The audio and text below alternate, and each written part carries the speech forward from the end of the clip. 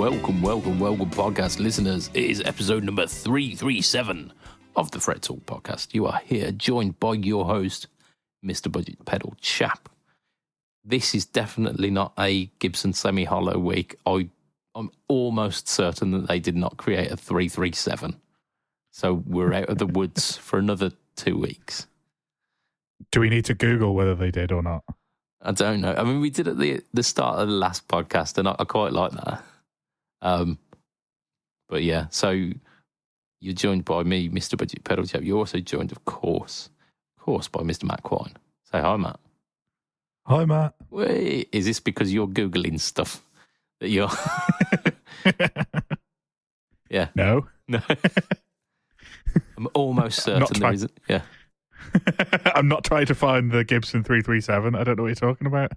It's going to be like the Chibson 337, and it's going to be just ever so slightly bigger than the 335. 2007 Gibson ES 337 Tobacco Sunburst. Motherfucker.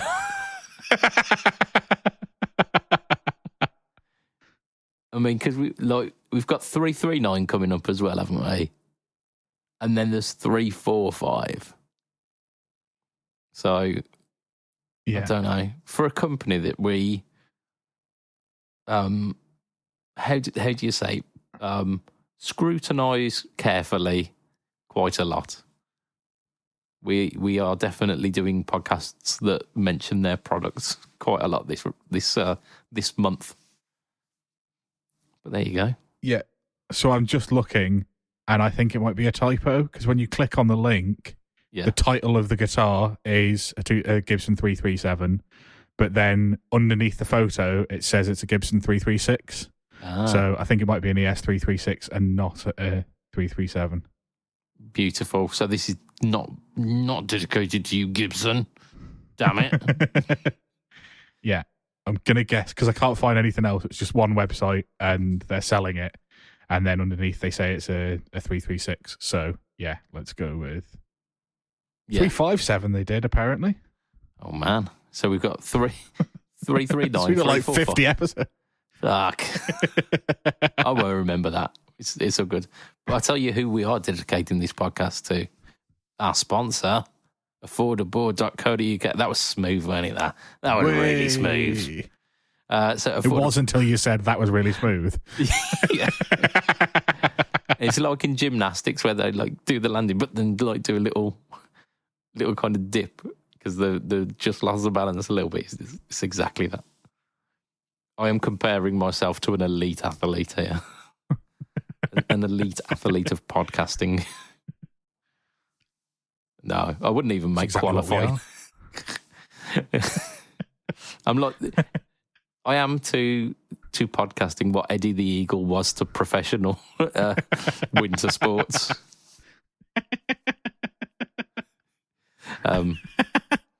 But hey-ho, like our sponsor, affordable.co.uk, bring you pedals from DemonFX, JSA Effects, Mosky, Joyo, 4D, Caline, Movol, and another one, Nuix. All at amazing prices. Oh, Nux. Nuix, yeah. Yes, it is Nux. Damn it. So they like all of those pedals are at amazing prices. There was one that he was showing on his socials today, which was a DemonFX reverb and delay workstation. Keely. Pardon me, I just had to clear my throat a little bit there. And the cheapest price was on Amazon for like 93 quid, and he's doing it for 80, which amazing. Just the fact that he's beating Amazon prices is ridiculous. They're a UK company as well, with stock ready to ship in fantastic recyclable packaging, great customer service as well. Like before Affordable started sponsoring this podcast, I was a customer of Affordable and bought a few pedals, and like as soon as the payment went through, it was like it's in the post, and then got here perfectly quickly, and just like I say, amazing packaging. So I can only recommend them like as much as I can because it's amazing, like brilliant company. Check them out at affordable.co.uk. Yeah.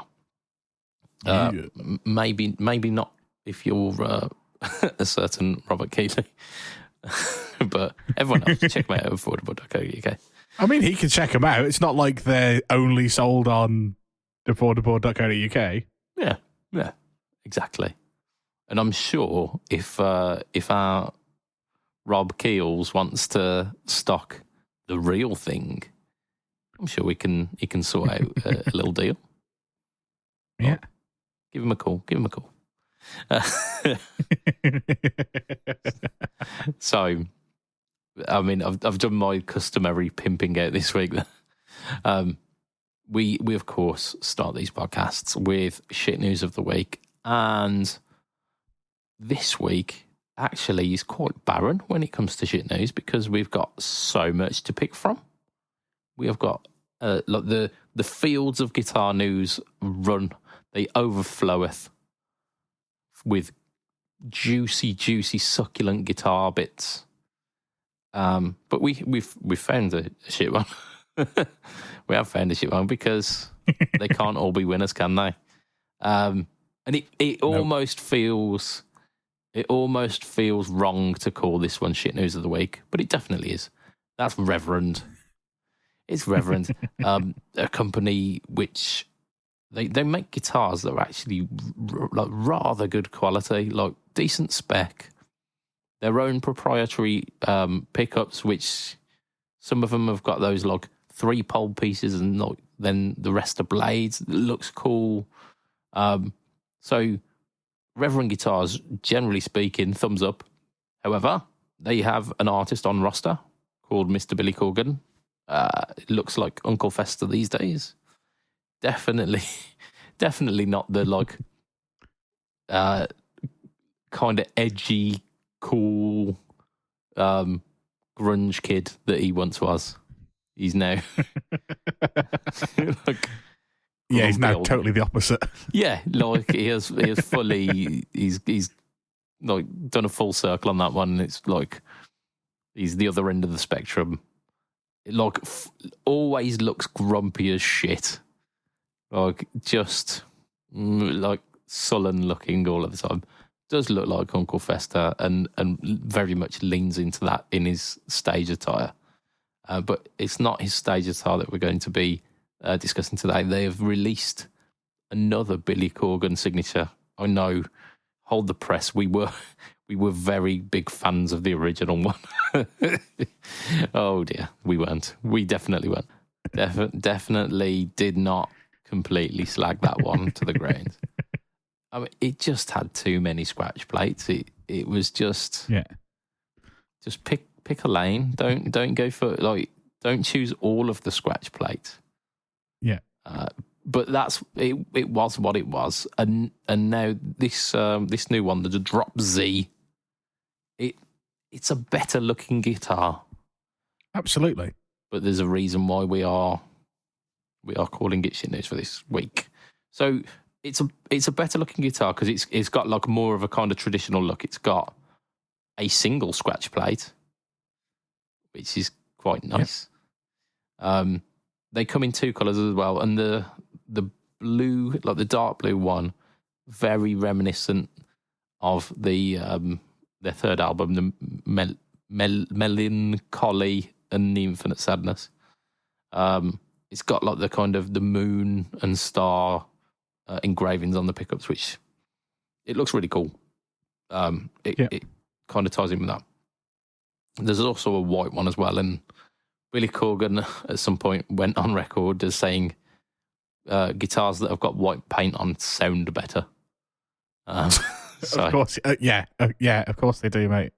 Yeah, absolutely. I don't know how that works, but the color affects the sound. That's the name of that album, isn't it? Yeah. So it's got a cooler look to it. It's got almost kind of Brian May knobs on it as well, like the kind of turned metal top hat kind of things. It's like it's a nice looking guitar. However, it is a 26.22 inch scale length. So what? It's called the Drop Z or Drop Z. So you expect it to be drop tuned, and that's basically what it's for. It's for low tunings. But like, it's only just a little bit longer. Like an inch is not enough to really affect. To really. I'm getting PTSD here, mate. can't use that phrase. What I'm trying to say is, like, if you want to do proper drop tuning, you end up with a baritone guitar, don't you? Or a 7-string, because so baritones are ridiculously low, so they're like B to B, aren't they? Yeah, but that's Slipknot tuning, isn't it? They Slipknot were a drop B. They were drop B, so weren't they C in the earlier days?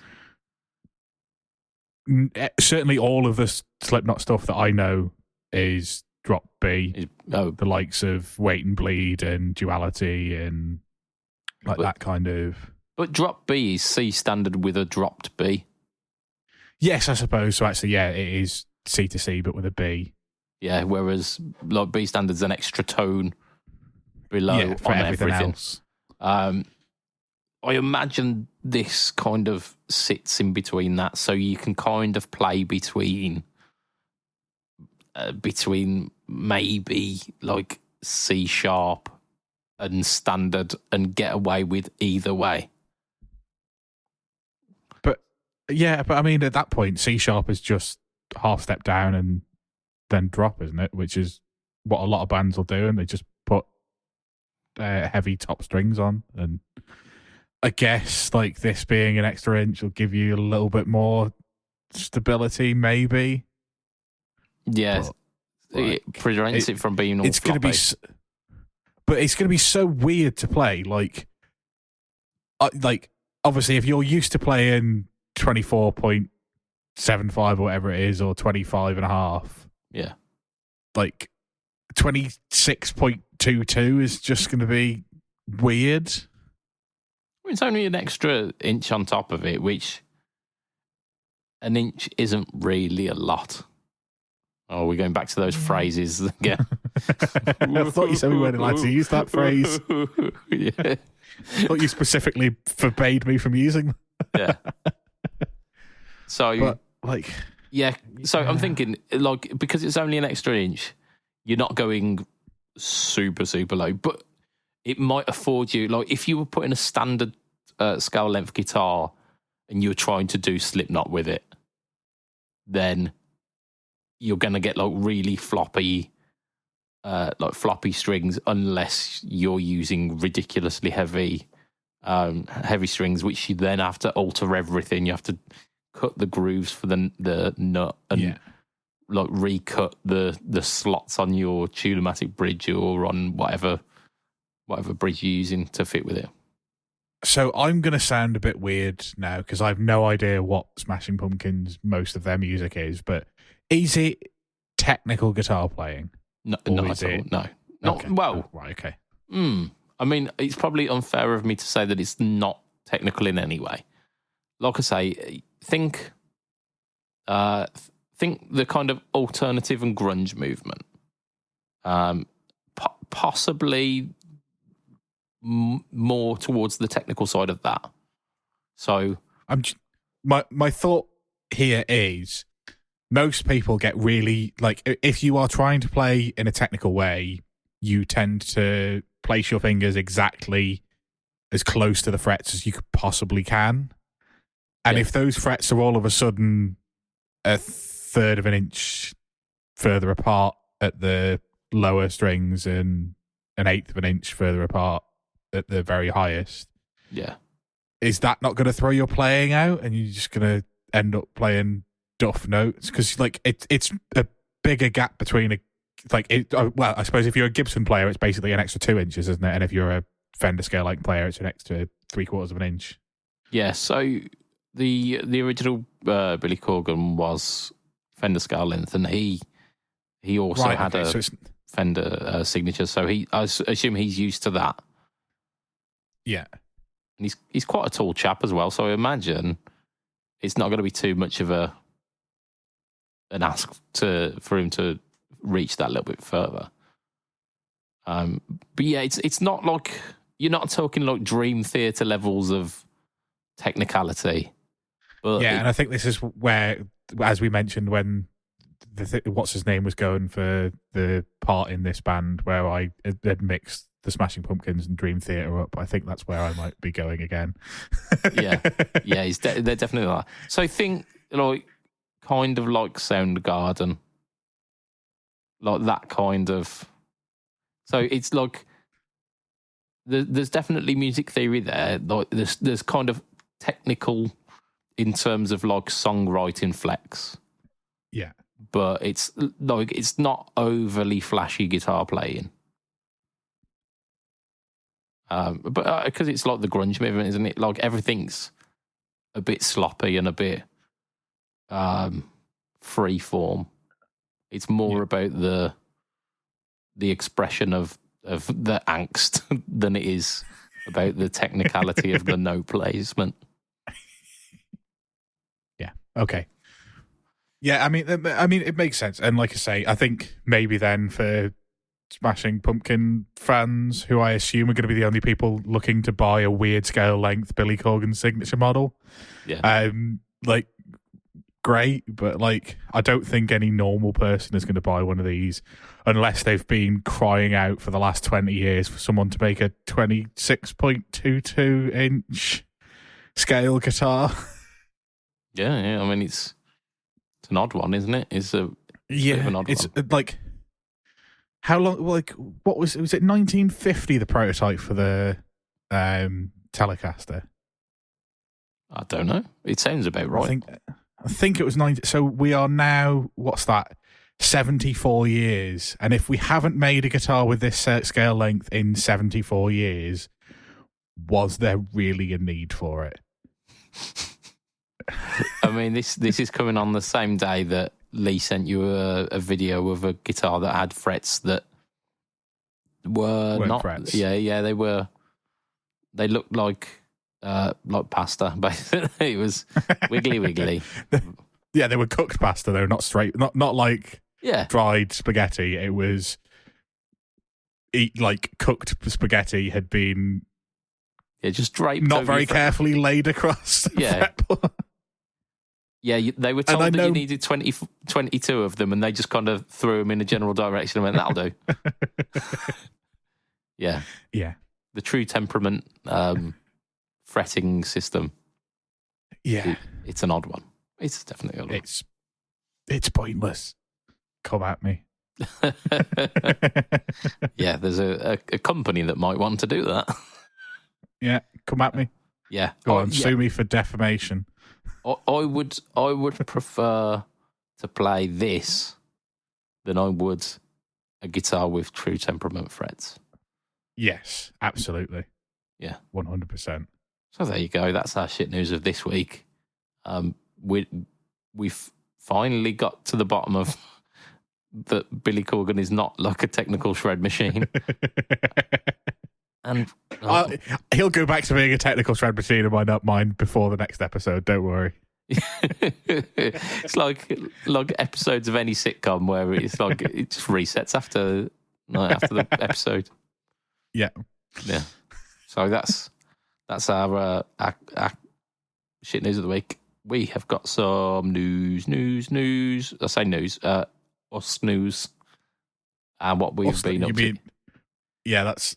Yes, because we don't call it us news normally. Us news. Yeah, isn't that just US news, like American news? No, us news. What we've been up to. Do you want to talk about what you've been up to, Matt? Because it's basically just expanding on what I've been talking about since Christmas, which I've done my first gig of the year, which means I have finally heard the D'Angelico at gigging volumes and very, very pleased. Like it sounds incredible. I wish I'd changed the strings on it before I gigged, because it's still got the strings that it shipped me with.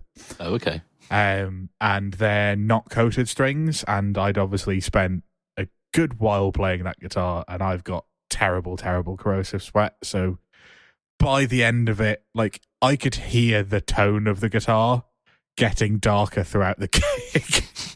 Like, the strings were coming towards the end of their life at the start of the gig, and by the end of the gig, they were pretty much dead, which is my own fault. But I did get to hear the guitar at gig volumes, and it just sounds great. It sounds exactly how I thought it would sound. It's a little bit darker than the Les Paul, but nothing ridiculous, like warmer sounding rather than darker, I guess. Like, and just, yeah, like, I loved every minute of it. Like, it sounded great. The other guys in the band thought it sounded great. Didn't get any ridiculous amounts of feedback or anything like that, so that's all good. And yeah, just had a whale of a time playing it, even though the strings were of a not fantastic quality. I mean, I appreciate that you've shared that news with me. However, I'm gonna let you know that there was a Facebook Marketplace thing posted to me this week. It just kind of cropped up on my Facebook news feed, and it was one of those someone had bought from like Guitar in like a cherry red finish, and they were selling it local to me, and it was like 300 quid or something like that. Yeah, and I was like, I'm going to ignore this because I'm going to pretend that it doesn't sound good, and it's not like the next. Do that. No. Just buy it. Buy it and sell your Midtown, and then buy something else. Why would I sell my Midtown? I can just buy it as well as, and then complain that I've got too many guitars. Yeah, but yeah, like, seriously, like, for the money that they were, which was $12.50, I think. Yeah. When they were new, all of the YouTube reviewers were saying that they were good guitars at that price point, which is why when I could get one for 500 quid new, I absolutely snapped their hand off, because, yeah, just really, like, far out, like, it's, had I bought it at its retail price, it would be the most expensive guitar in my collection, and it plays like it. Yeah. Yeah, I mean, there's a reason they were asking that money for it, because they very much thought it was worth that. Yeah. And I guess the reason that they're going for the price they are now is because just D'Angelico isn't a big name, and people aren't willing to spend that kind of money on a brand that they don't know particularly well. Yeah, it's a weird one, isn't it? Because, like, it's on paper the specs are phenomenal, and you play one and it's like amazing, and you go, yeah, it matches up to everything that it's saying it can do. But it literally comes down to the fact that it's not got a certain name on the headstock. If it had Epiphone on the headstock, they would still be trying to charge that for it. Yeah, not arguably. Like, the Epiphone wouldn't be as good, would it? Exactly. I guarantee that this will play better than the guitar that we talk about later. Yeah. That will have Epiphone on the headstock, and like I say, I spent less than 500 quid on it, and yeah, like, I guarantee that it will play better, sound better. Just, yeah, everything about it will be of a better quality. Yeah, and yeah, like I say, I'm just really happy with it. I do need to change the strings on it now. I wish I changed the strings on it just before the gig, because it just, uncoated strings have a really weird feel to me. Yeah. Anyway, and then as they kind of die off, like, they just get really weird. But I guess you're a fast fret user, aren't you? So I'm like, a fast fret user. Maybe fast fret would have like made it feel almost like coated strings if I'd have run that on before I played it. But like, yeah, they were completely dead, which slightly spoiled the playing of the guitar, but it sounded great. And just, yeah, I'm so happy with it, and I can't wait to gig it throughout the year. And just, I really want to do a gig where I've got enough space on stage to have like 5 or 6 guitars and just pick the right guitar for the right song. Yes. And I don't know when I'll get the opportunity to do that, but if I do, like, I can't wait. Yeah, be glorious. It will be glorious. Yeah, if I could just have, like, the Strat, the Les Paul, that, and the Telly, and just pick the right guitar for the right song. Yes. Yeah, definitely. I think companies like D'Angelico and like to a slightly lesser extent, like the Schecters that you've got as well. Their quality is at a certain standard, like a high standard, because they've got something to prove. They're out there trying to make that name for themselves, aren't they? Like, because Schecter have been around. D'Angelico have been around for a while as well, actually, but like Schecter have been around for the almost the entire time that we've been in the guitar world, but we're more towards the kind of like low tuned and kind of shreddy area, and now they're trying to prove themselves as this like slightly more all rounder, and that they can do like more classic instruments. D'Angelico again, trying to prove that actually, if you spend a bit of money on our stuff, you're gonna get like we're gonna treat you right here. And I think the opposite is going for Epiphone, where they're like we've established ourselves. Ours is the industry standard, like on the coattail of the big G, but it's like they're the same shapes with slightly different specs and different headstocks, and you're getting better guitars at these other places. Yeah, and I think the kind of the big thing for me is like obviously the Schecters and the D'Angelico are both Korean, and I think you get a different standard of instrument out of Korea than you do out of China. I think you can get good guitars out of China, but I think the quality assurance is probably not at the same level. So like for every great guitar you get out of China, you might get 9 bad ones, whereas I think or 9 less good ones. Yeah. Whereas with South Korea, I think the guitars that are coming out of there now are consistently good. Like people started talking about Reverend about 10 years ago, I'm going to imagine. Yeah. They were kind of the first one I remember people starting to rave over out of there. And then obviously you already had the PRS SE. Are they Korean then? I think the lower end... my understanding was the like 800 quid to £1,000 Reverends were made in Korea and then shipped out to the USA for setup. Yeah. I know they do quality control off the site of the manufacturer. I had it in my head that they were Indonesian made, which is why. I mean, I might be wrong, but yeah. I mean, either way, it's that second stage of quality assurance, quality check, is the reason why Reverend are such a highly regarded like brand these days, because they made a name real quick. They went from being kind of unknown to you need to check these guys out because their instruments are not messing about. Yeah, so Reverend guitars are made at Mir Music in South Korea, MIRR Music. There you go. But yeah, so they were kind of the first ones, and then quite quickly, obviously, the PRS SE models started to get into that same kind of price point, and then all of a sudden you had like the Schecters, you've got D'Angelico now. There's a load of people that are making guitars in Korea, and it seems to be more and more companies are doing it, and I think the reason for that is the quality of the stuff that's coming out of there is just getting better and better. And like I say, like the guitars that I've had from Korea are as good as the American guitars that I've got, and certainly better than the Mexican guitars that I've got. Yeah, the Mexican guitars are a bit hit and miss, and they are good quality parts with low quality assurance. Yeah, I mean, they're good quality woods and metals, and hardware, but the electronics is always shit. Yeah. Every Mexican guitar that I've owned has had really shit electronics in it. Maybe not the pickups, but certainly the pots, the jack sockets are just made of cheese. Delicious.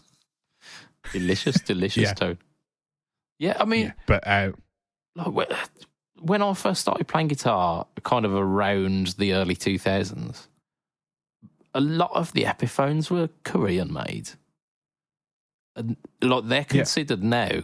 You look back and people use that as a bargaining chip. Like when they're selling them online, they'll go like this is one of the early model Epiphones that is like it's Korean factory. Yeah, and Squier the same thing. Like Squier did a run of guitars out in Korea, and people say this is a Korean Squier, not a cheap Chinese one, or because obviously Japanese was kind of the ones that everyone went for Squier, but now there's Korean ones out there that are going for like £500-600 for an Affinity Strat. Yeah, because it's made in Silver Korea. Series, was it the Jap ones? I think. I know there's definitely a bit of hype around like the early 90s Squiers, wasn't there? Yeah.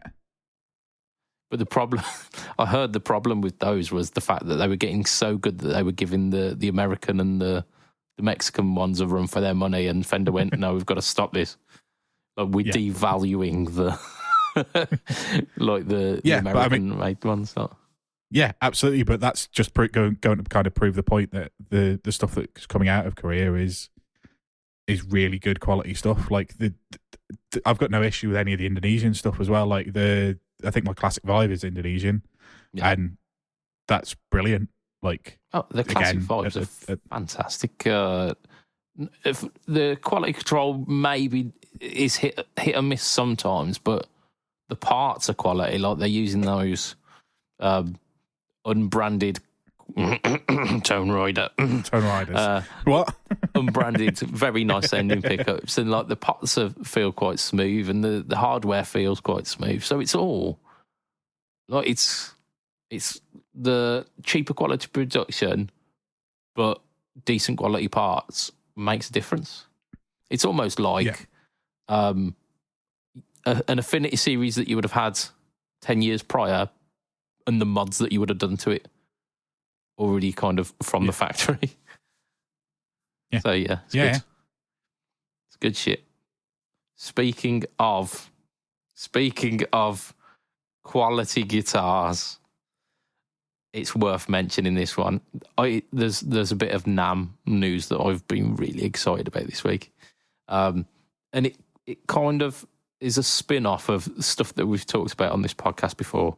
Is the fact that I am what is essentially a Yamaha Pacifica player, because the Variax is it's like a kind of mid-tier Yamaha Pacifica, and it's in line with what they do in the Yamaha range. So like the slightly uprated Pacificas, the ones that aren't like the 112,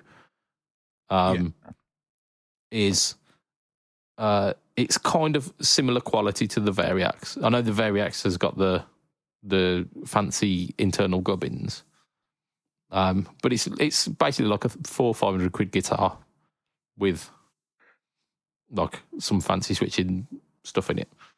So for all intents and purpose, I am a Yamaha Pacifica player, and we've always been saying, like in our little group chats, is that Yamaha need to make like a quality Pacifica, like a Pacifica that you could take to a gig and be like, yeah, this is a serious instrument.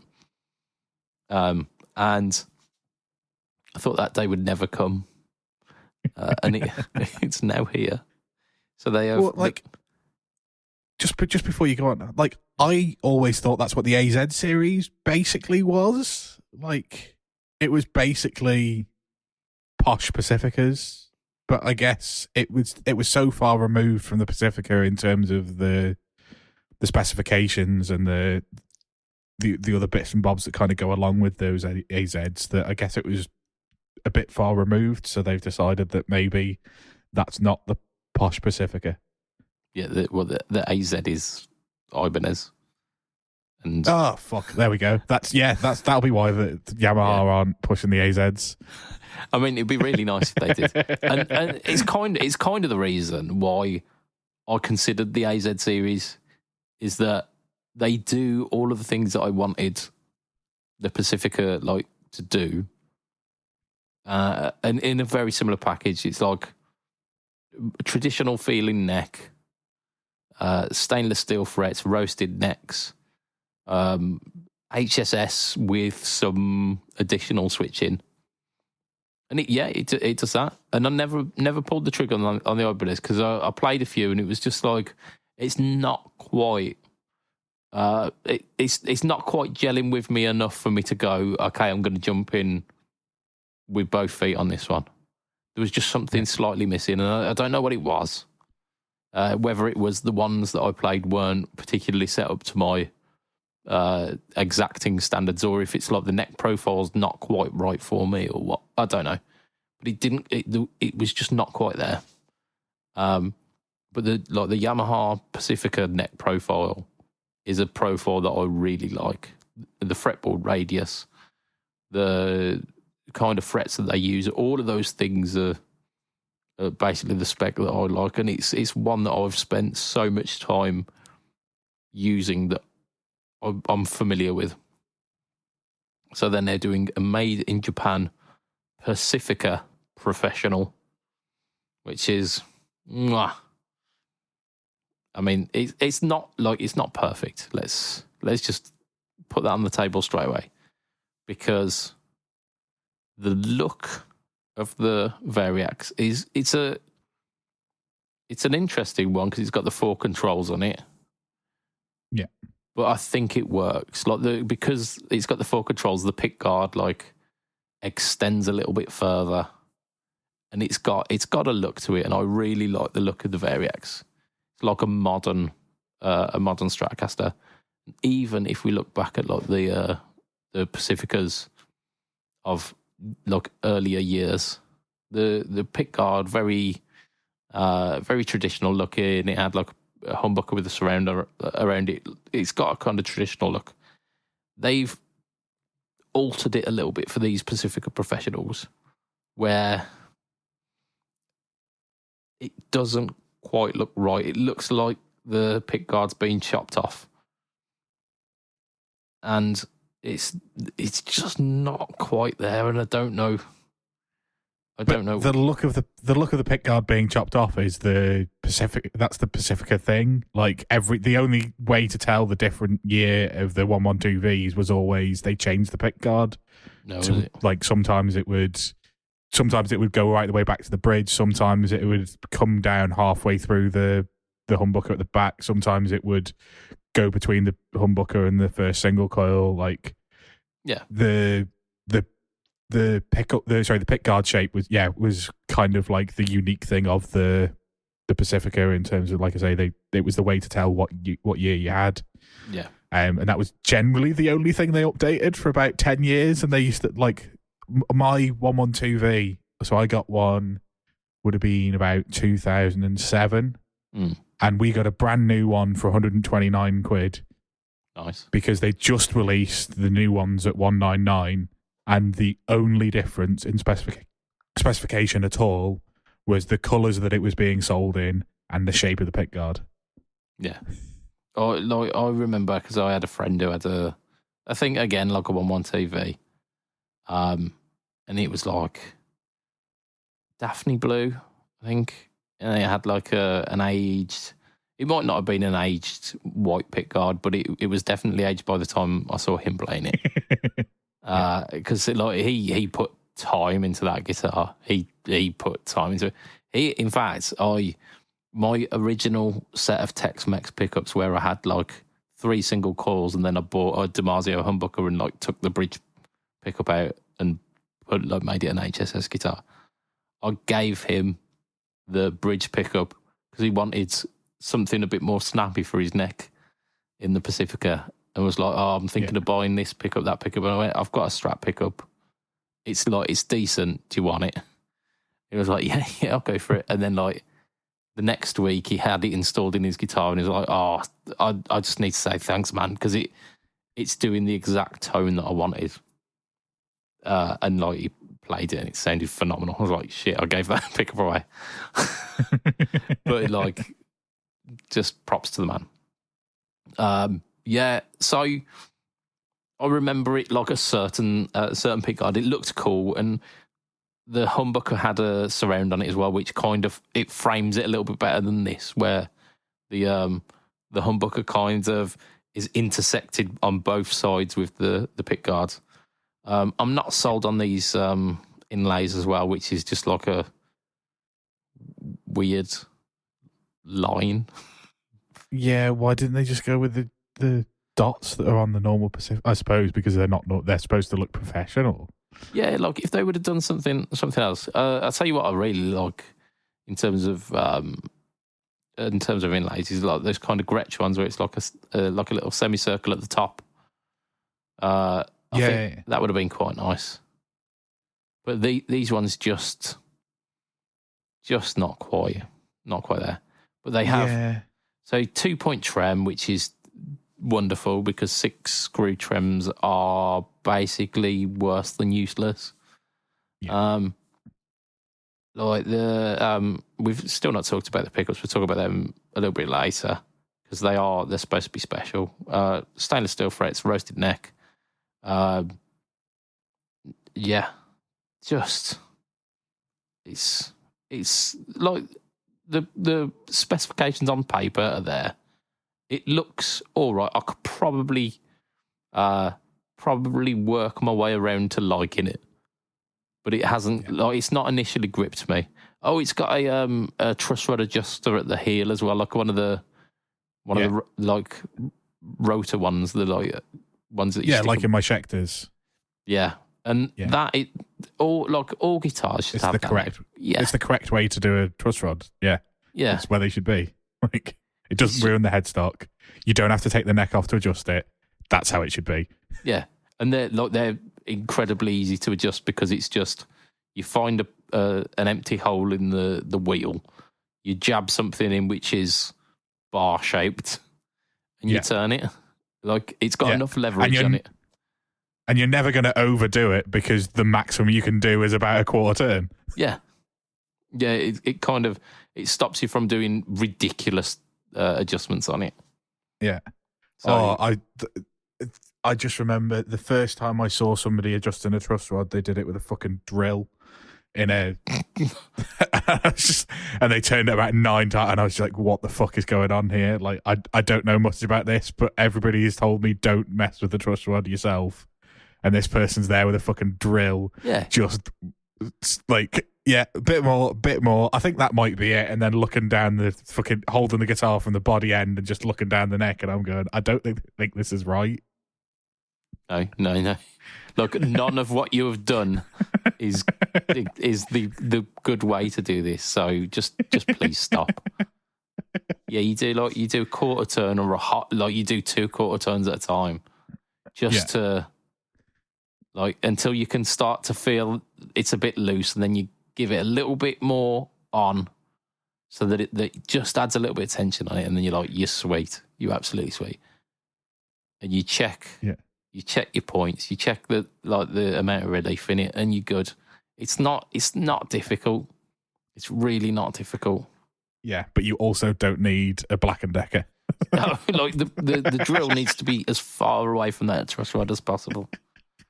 And these type of truss rod adjusters mean that people won't be able to do stupid shit like that. So I am all for that. Totally agree, yeah. All truss rod adjusters should be there. Even Gibson should work out a way of doing it with their fucking set neck stuff. Yeah, I'm not sure they could do it. I don't think they want to because authentic, isn't it? Authentic. Yeah. Also, they can't sell their plastic truss rod covers for 900 quid on their website. I mean, you could still have a truss rod cover. It just wouldn't be covering a truss rod. It would just be like an ornament for your neck, which is fine. Like I like which is basically what it is now. Yeah. I like the look of them on 3-a-side headstocks. Not just Gibsons, but like all 3-a-side headstocks look great with a truss rod cover on. So yeah, I'm all for that. We just have the truss rod actual adjusted at the bottom end. Yeah, so I don't have to take the truss rod cover off. Yeah, because I mean that's a pain in the arse, isn't it? Let's be honest. Let's be real. It's a pain in the arse, and no one wants to do it. Especially because they're tiny little screws, and you use a little jeweler's screwdriver, and then you take the screws out, and then one of them falls somewhere, and then you're fucked. Because no one has spare little screws, do they? No. God, no. So the thing that people have been raving about these guitars is the pickups. They are designed by Rupert Neve, which I've heard of him. Yeah. So Neve are the ones that do the preamps, basically, like studio quality hearing. Basically, is this chap, and Sean Pierce Johnson was trying one of these Pacificas today, and was absolutely raving about the pickups. Said like they're phenomenal. So a guitar that you potentially don't have to replace the pickups on. I mean, you'd hope so for a quote professional guitar, like. Yeah. But how many people buy a Les Paul and then go, yeah, let's rip these pickups out, get some actual real shit in there? Yeah. So like Rupert Neve pickups. However, the pickup that Sean Pierce Johnson shared on his page today showed the pickups up close, and they've got a ridiculous like designed by and then like a little signature, and it's such big text on these pickups. It looks like, do you know, like the shitty cheap pickups that have got like a lot of text. Duncan Design. I mean, like Duncan Designed is your standard thing, and it's central and it's quite small text, and it's not like it. Yeah. I'd prefer it not to be there, but at least because it's central and it's like smallish. The text is quite uniform. It doesn't get in the way of anything. This one, like the signature, kind of goes up where the pole pieces are. So no, I'm sorry, no. Yeah, stop it. It looks bullshit, and I would need to change that. I would need to buy some new pickup covers and replace these because I just don't like it. Yeah. And the humbucker's got it on as well, like engraved into it, and I just like, ugh, get the Dremel out. Yeah. Draw a penis on it instead, so it looks a bit classier. Yeah. Penis with a top hat, yeah, of course. And a monocle on its eye. Oh dear. Ooh. No, you wouldn't want to wash that monocle, would you? Jeez. So yeah, I think I am about 2 parts excited for this Yamaha Professional and 1 part for it. But still, like as soon as they get into shops in the UK, I'm gonna give one a go. I'm gonna go. I'm gonna head down to Guitar in Birmingham, give it a go if they stock it, and then probably walk out with a Yamaha Pacifica Professional. Yeah, I mean it's basically the perfect Nick Johnston Strat for you, isn't it? Like in terms of it'll feel a little bit more like home than the Nick Johnston did. Yeah, I did like the Nick Johnston line. I mean, there's no reason why I couldn't try the Yamaha Professional, then try the Nick Johnston and come home with that instead. Yeah, I mean, try them both and make the decision and try not to come home with both. I mean, that would be a faux pas, wouldn't it? That's probably $2,500 worth of mistake. Yeah. But you can't help these things there, can you? So, yeah. So, if they're at the Birmingham Guitar Show, because I know Yamaha tend to do a fair bit at the Brum Show. Like they showed off the Pod Go a couple of years back. There was Helix stuff. I don't think they were there when you went that year, did they? No, they weren't there last year. But there wasn't really a massive release last year, was there? From Yamaha? Like they updated their RevStar line, which they do every year, but like there wasn't a like there wasn't even like a new Helix product or anything like that, was there? Yeah, whereas this year we've got the HX1. like HX1. We've got the Yamaha Professionals. So and there's rumours of other potential Helix products.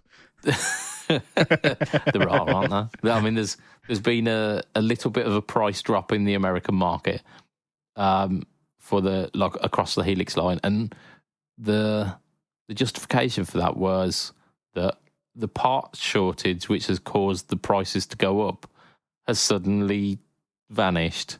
So, yay, we can bring them back down to their original price. Definitely don't read into this, customers. Yeah. No one's ever going to read into that. I don't know what you're talking about. Yeah. I mean, for me, it's quite exciting because I want an LT. And it's looking like it's more of a reality. What will happen is the new LT, like an LT from a shop, will come down a couple of £100, which means that the used prices will come down a couple of £100. And then it would be stupid not to, wouldn't it?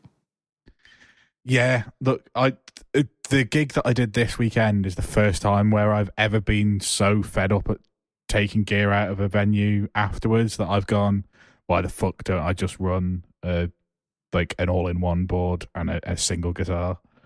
Because it was just, it wasn't even like that much of a pain in the ass, but because I haven't done it for like 3 months or 2 months, whatever it's been, and then you've got to like, the other thing was like we loaded in on a Thursday and gigged on the Saturday, so like the load in was so far away from the actual gig as well, and just like, yeah, it was like I'd done nothing all day Saturday, then had to go away and gig, and it just felt a bit weird, and like the pack down at the end just dragged, and we were borrowing the tops from the other band that I'm in because one of the bands, the tops fused, the wet blue, so I had more things to take to my van, and it's just like the whole experience was just like, nah, just fuck this. I just want a Helix LT, but I don't want a Helix LT because I like the sound of valve amps.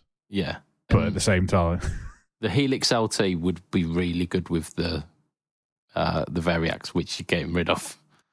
Yeah, but the thing is, if I don't get rid of nobody over here seems to be interested in the Variacs, so I might just buy an LT. Bring it over to the UK, or I might just buy a Helix LT. And like, there is venues over here that don't allow amps on stage. Yeah. And for those, I could just use the Helix LT and the Variacs, and then I could use real instruments everywhere else. Yeah, and you run the risk then of getting very used to the fact that it does all of the switching for you. Like, it switches to the right patch for you, and you're like, yeah, this is amazing. And you'll be like, oh, I've got to use my real amps now, and then I'd have to bring along 2 guitars so I can do that, and I'll just bring the LT. Yeah, I think it might be a sleep slope, so maybe I won't, but maybe I will. I don't know. Yeah, I think I'm almost certain there'll be one in my future somewhere, because the LT doesn't seem to hold its price as well as the Stomp. No, I've seen them for close to what I've seen the Stomp's going for new. Yeah. Secondhand, the LT. Yeah. So, like, the Stomp's about £500 now these days. I had a quick search on the marketplace today, and the LT ranges from $550 to $650-ish. Yeah. So, yeah. It's hard to justify buying a new Stomp at this point, isn't it? Yeah. I was also looking at that, and then I was like, no. You might as well just buy an LT. Just buy an LT, yeah. Yeah. Oh, yeah. But where do you stop? Because at that point, maybe just save the extra £150, £200 and get yourself a used Helix, because they're going for like $750 now. Yeah. I don't think I need a full Helix, because it's got a bigger screen, hasn't it? It's got a bigger screen. I think it's got more processing power, so you can feasibly do more with it. So you could like have stereo with additionals, because you've got like 8-foot switches, so you could have like full rig in stereo. Oh, that sounds good, actually. Fuck. Damn it. Sorry. Yeah, it's definitely food for thought. Because it's the whole ecosystem then. Like the entire reason why I bought the Harley Bentons was because I was using the Variax mainly on its like magnetic pickups because I couldn't be asked to charge it. I mean, any of the Helix products apart from the Stomp would negate that. Because it'd just be a foot like button switch. Blum. Oh yeah, I'm on humbucker mode now. With like a Marshall sounding rock amp. Yeah. And I've tuned the patch so that I don't have to make any changes to the Variax to change the volume levels and yeah. Damn it. But I'm not gigging at the moment, so it's like it'd be owning a Ferrari and driving to the shops, basically, wouldn't it? Yeah, but when's that ever stopped you before? It hasn't. Like I bought 2 Harley Bentons despite only like at the time needing one and then needing none. So I'm gonna buy a LT, aren't I? Right. I've just noticed we've pontificated quite a bit today, so I'm going to skip what I've been up to because it's not all that interesting. And we're going to talk about the big boy this week. The big slice of chunky news. The big slice of chunky news. What could that possibly be? Indeed. Well, it's something have Harley Benton released like a resonator bass or something. Yeah, the resonator bass, shorty. Oh, if they did, I swear, like money would be going down right now. I don't think it's even what I want, but the heart does want what he wants, doesn't it? Oh. Yeah. That works. Yeah, just for the listener there, Matt's camera decided to focus on something which was incredibly close to the camera, which meant that there's nothing there. Yeah, there's nothing, absolutely nothing. It just looked like you smeared Vaseline on the lens, which only happens at special occasions. So yeah, Epiphone have been teasing this thing for about fucking 3 years. Very similar kinds of experience to the PRS Silver Sky SE. Yeah. Isn't it? Where they released the Silver Sky and people were like, oh, this is brilliant, but not everyone can afford it. Can you make an affordable model? And they went, maybe. And they did that for 2 years. And then eventually went, yeah, we're gonna. And all is good with the world. And they released the Silver Sky SE and it's lovely. Epiphone have been doing the same with Dave Grohl. So they've, like, Dave Grohl has had the modified Trini Lopez DG335 in the Gibson catalogue a few times. They sell out. They're quite popular, and then on the used market go for very silly money. Ooh, I've just Googled just to see how much the cheapest one is on Reverb at the moment, and it's $17,000. Yeah, that's a lot of money. That is a lot of money for what is essentially a Firebird headstock 335. Yeah, with different shaped F-holes. Yeah. It, like, realistically, if you wanted to get a similar tone out of it, you'd just buy a 335. Still at a quite pricey amount, like for like $3,000, but it's less than 17, so saving money. Yeah. So the DG335 has been toyed with in the Epiphone lineup. And then the end of last year, Dave Grohl did a little sneaky, I'm going to play an encore with this Epiphone. Yeah, you say the end of last year. Glastonbury's in June, mate.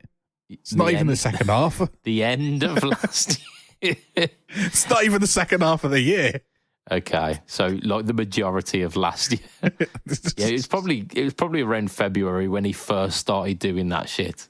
Yeah, do you remember the photo when they brought the new band member in, and it was all in black and white, and bits were blurred out, and people had de-analyzed it, and they're like, well, this doesn't look like the Gibson logo, so it's probably an Epiphone. And then they recolored it, and they were like, well, it's not blue, this guitar, it's a creamy off-white. And then he came out on stage with that guitar about 3 months later, at Glastonbury. But like, yeah, but this isn't that colour. This is the normal blue. Yes, as it should be, as every good thing should be, is in an order, and everything is right. So yeah, Epiphone have basically finally fully announced it, rather than teasing it, and us seeing the thing and going, but is it coming out, or is this just for Dave? Like, what's going on? Yeah, they've said like you, like lower life forms, you plebs can now own a piece of rock history. So they've announced. Maybe. So they didn't. So they weren't actually at NAMM, but they had a pre-NAMM party, basically, and they released the fact that the DG335 is going to be a thing. It's Dave Grohl. It's a like Trini Lopez, basically. Yeah, with the Firebird headstock. It's Epiphone. It's got some burst bookers in it, so proper burst bookers. 2 in the bridge, 3 in the neck, was it? Or was it the way around, 3 in the bridge and 2 in the neck? Yes, it was one of the. I've not got that information. Yeah, one's a 2 and one's a 3.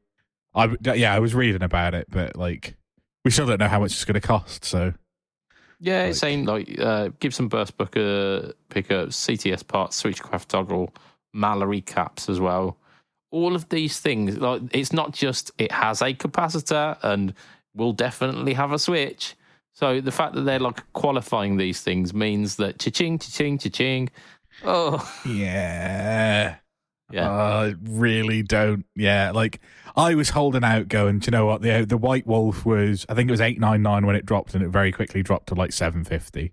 Yeah. And I was like, this is the same guitar with a different headstock, because the White Wolf was a Trini Lopez, because it was the diamond F holes rather than the proper F holes. Yeah. So they don't need to make any new materials in the Epiphone factory, because they already make Firebirds, so they've got that headstock, and they already make Trini Lopez's because they've done the White Wolf. Yeah. So, you know, this should be like £1,000, and then they're like, oh, it's got Gibson things in it, and we're going to talk about parts. And I was like, oh, fuck. Yeah. All of these parts have got names. You know, oh, bollocks. Names make expensive. Yeah, especially at Gibson. Yeah. Yeah. Oh, yeah. Yeah. Although they didn't say the most authentic path so far, so we reckon they're only adding 500 quid for the Gibson name on the pickups rather than the 700 quid that they were last week. This is true.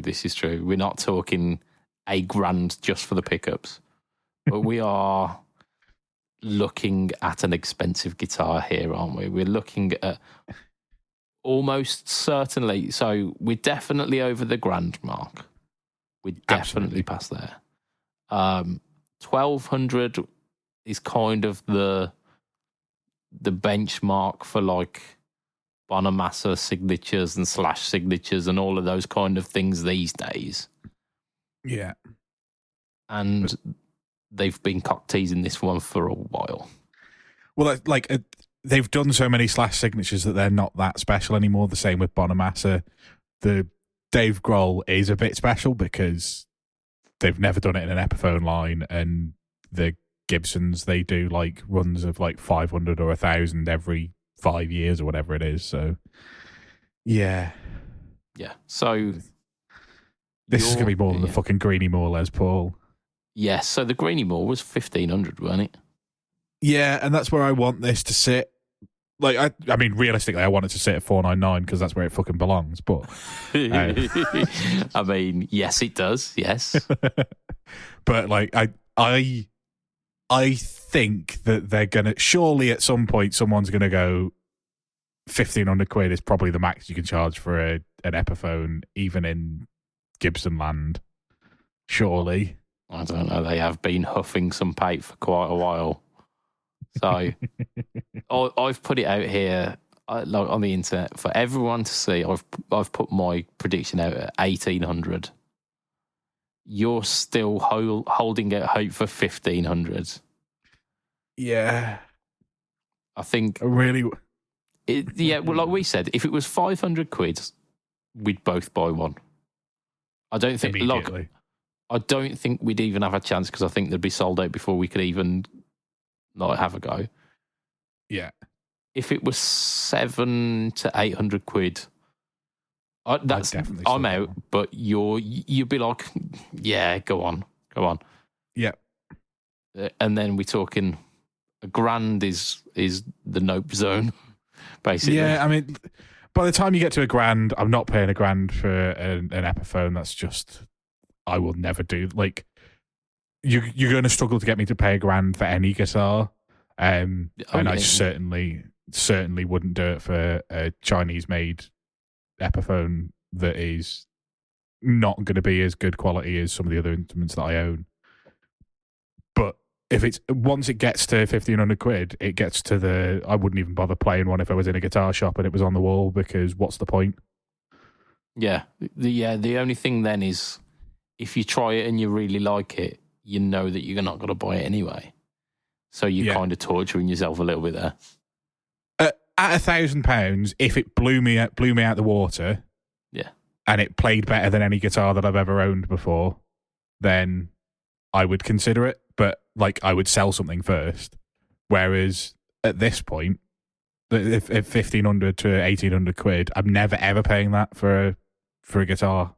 Like, I don't have the means to pay for that for a guitar and be a reasonable expense. Like, I can make arguments probably for about $1,000. After that, like, it's silly because there are so many good guitars out there at a cheaper price point that I would enjoy playing just as much.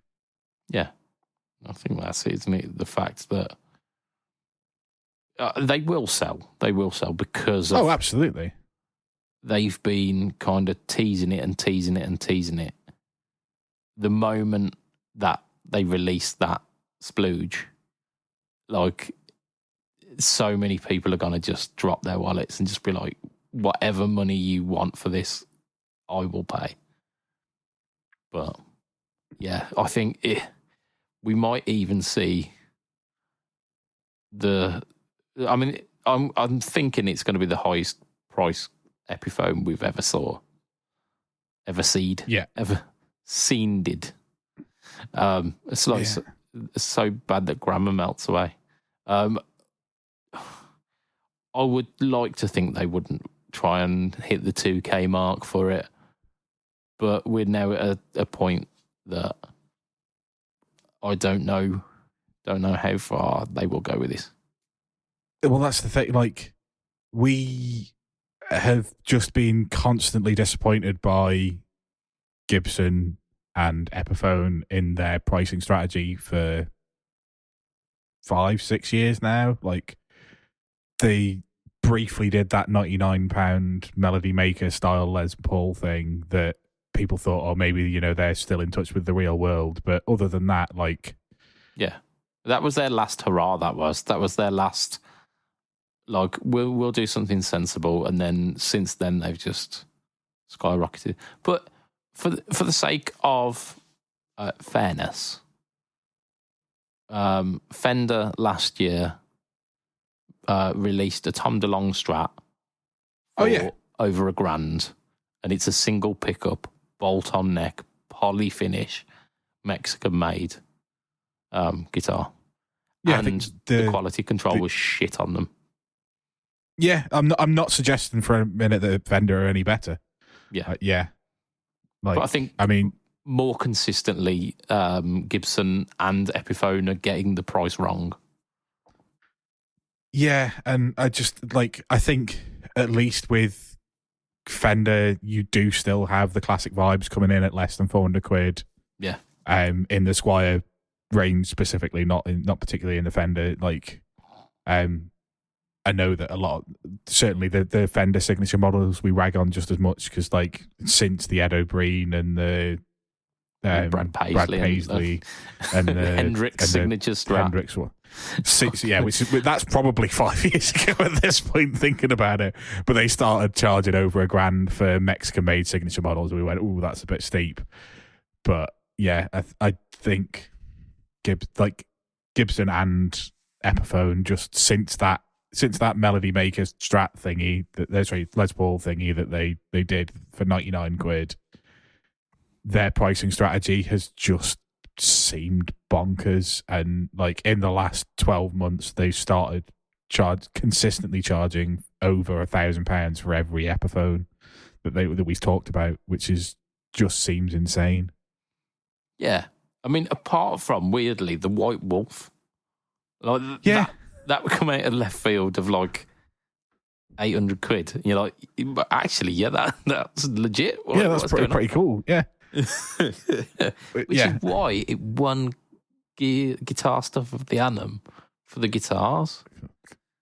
Yeah, because it was just like in a more realistic. Like I know 750 is a lot still for an Epiphone, but it's a hollow body, and it's set neck, so it's more expensive to make than a classic Vibe. Yeah. And it's a signature guitar as well. That always puts a mark upon these things. Yeah. So like there's like the fact that you can get them brand new for $750 by the time Gear of the Year came out, and it'd been out for 6 months. So that's a bit more reasonable. Yeah, absolutely. But anyway, I think that's a point at which we wrap the podcast up for this week, because we've done a fair chunk this week, and we're going to continue the chat on the page, where we've got a few things to talk about this week, in fact. But we might continue on a little bit more, like NAMM, setting the NAMM to rights, because I just feel like we're on a roll with this rant, and I think we should probably continue. But before we do, we're gonna extend a thank you to our listeners, you beautiful people. You have made it this far. Certificates will be made shortly. I will get on that, and it will look the most Microsoft Paint in the 2000s bullshit that you ever did see. So thank you for making it this far. You are amazing. If you want to get a little bit extra, you can go to patreon.com/FretTalk, where we do roughly a half hour extra-ish. Sometimes we extend it to where it's close to an hour. We definitely don't keep times on it, at least. But yeah, Patreon episode, we cut loose a little bit. We do some of the stuff that we can't necessarily say out in public. So it's a good time. So for as little as $2 a month, yes, those are words. $2 a month, you can be part of this exclusive crew. They are, of course, as follows. We have got Mr. Adam Yeomans of Chevtone Effects. We have got Mr. Andrew Bimson of The Rising of the Lights. We have got the trifecta of Rector. We've got Mr. Hugh G. Rection. Way. We've got Mr. Mike Oxlong. Way. And we've got Mr. Gary Goldencock. Way. Indeed. We've got Mr. Ben Fletcher of Fletcher Pickups. We've got Mr. Brian Gower of the Tone Jerks podcast, the Second Button podcast, and the Off the Rails podcast. We've got Mr. Diabetes Foot. Way. And look, unofficial trifecta is Mr. Diabetes Foot. And we have got Mr. Jason Wharton of Jason Wharton on YouTube and of Pedalboards of Doom. If you want to catch me online, Facebook, Instagram, YouTube, and Threads /BudgetPedalChap. Threads has been popping this week. Threads has been popping.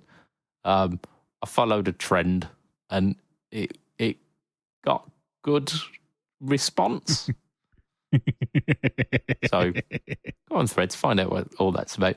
And of course, the home to the No Talk All Tone series is on YouTube. So go check it out. We're about 150 episodes strong now, I think, maybe even more than that. So yeah, check it out. Some good stuff there. Where can we find you, Matt? You can find me on not Facebook. It's Twitter, Instagram, and Threads at @heel_MacQ. Yeah, we can. And occasionally in the Fret Talk podcast group as well. On Facebook. I mean, we're both in there. We post there occasionally. We get abuse off Mr. Andrew Binson, which is as the Lord intended. Absolutely. So, from myself, Mr. BudgetPedalChap, from Mr. Matt Caline, say bye, Matt. Bye, Matt. Yeah. It will be a tatty bye and good night for this week. For a bit. Bye.